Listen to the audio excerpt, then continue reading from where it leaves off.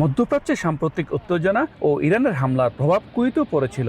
ক্ষতিগ্রস্ত হয় আন্তর্জাতিক বিমানবন্দর সহ বিভিন্ন স্থাপনা। জননিরাপত্তার কথা বিবেচনায় সরকারি বেসরকারি অফিস, স্কুল, কলেজে কমানো হয় কর্মঘণ্টা। অনেক ক্ষেত্রে চালু হয় অনলাইন কার্যক্রম। এতে কর্মজীবন ও ব্যবসায়িক কার্যক্রমে স্থবিরতা দেখা দেয়। পরিস্থিতি কিছুটা স্বাভাবিক হওয়ায় স্থানীয় সময় মঙ্গলবার থেকে কুয়েতের বাণিজ্য ও শিল্প মন্ত্রণালয়ের কর্মীদের উপস্থিতি 30% থেকে বাড়িয়ে 50% করার সিদ্ধান্ত নেওয়া হয়েছে।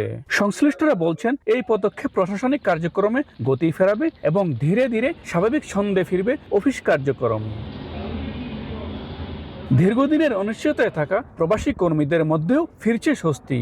যুদ্ধ পরিস্থিতি ও ব্যবসায় মন্দার কারণে অনেকেই আর্থিক ক্ষতির মুখে পড়েছিলেন। নতুন এই সিদ্ধান্তে তাদের প্রত্যাশা, অফিসের কাজ বাড়বে, ব্যবসা বাণিজ্য চাঙ্গা হবে আর আয় রোজগারেও আসবে ইতিবাচক পরিবর্তন।